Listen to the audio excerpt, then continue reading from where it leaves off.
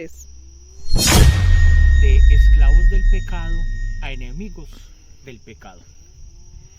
Romanos en el capítulo 6, versos del 12 al 14 nos dicen así: no reine pues el pecado en vuestros cuerpos mortales, de modo que lo obedezcáis en sus concupiscencias, y tampoco presentéis vuestros miembros al pecado como instrumentos de iniquidad, sino que presentaos vosotros mismos a Dios como vivos de entre los muertos, y vuestros miembros a Dios como instrumentos de justicia. El hombre, por naturaleza y por herencia espiritual, lleva el pecado morando dentro de sí.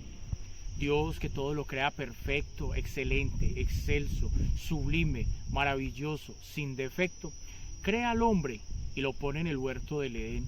Lo crea aún con libre albedrío. Lo crea bueno en su raciocinio, en sus capacidades. Lo crea bueno en su cuerpo. Crea bueno toda la naturaleza. Pero por la entrada del pecado en su vida y la manifestación del pecado a la cual le dio rienda suelta, cae de todas las gracias de Dios, cae de la comunión con Dios, cae de las bendiciones de Dios, y su naturaleza queda teñida de pecado.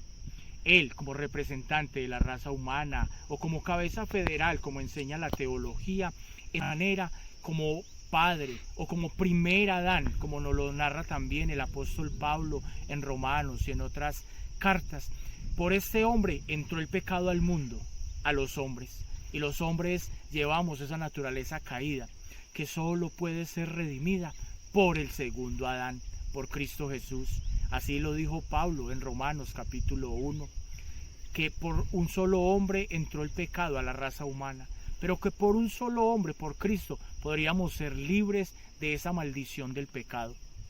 El pecado es nuestro enemigo. El pecado reina en nuestro cuerpo mortal. El pecado nos domina. El pecado nos incita y nos lleva a desobedecer a Dios. El pecado debemos odiarlo de tal modo, ya que el pecado fue el que mató a nuestro Salvador en la cruz del Calvario. Cristo murió allí, siendo puro, santo, perfecto, inocente, por nuestros pecados. Y el pecado destruye relaciones familiares, personales, destruye las naciones, pone en guerra, en pleito, en división, y es el instrumento o el modo como Satanás se manifiesta. Es allí donde él puede reflejar toda la naturaleza caída que nos lleva a destrucción.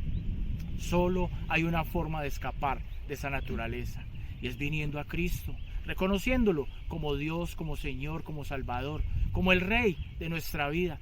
Entonces, de ese modo, nuestra naturaleza que estaba caída, que estaba muerta en delitos y pecados, resucita y puede tener la opción de obedecer la palabra de Dios. Quiero terminar con las palabras con que dije inicialmente. Cuando venimos a Cristo, dejamos de ser esclavos del pecado. ¿Esclavos por qué? Porque hacíamos todo lo que el pecado nos incitaba. Y ya nos convertimos, por la libertad que Cristo produce en nosotros, nos convertimos en enemigos y combatimos el pecado día a día, segundo a segundo. Es nuestro enemigo y tenemos que estar atentos en qué área se quiere manifestar. El pecado que llevamos dentro quiere manifestarse, pero con los medios de gracia, la lectura de la palabra de Dios, la comunión, el congregarnos, el meditar en las palabras, en escuchar la predicación, nos dará la fortaleza por medio del Espíritu Santo para combatir el pecado y así dejar de ser esclavos del pecado a convertirnos en enemigos que lo combatimos día a día. Lucha con tu pecado, que es el que te separa de Dios y es el que te lleva a hacer mal a otros, a dividir, a destruir y a desobedecer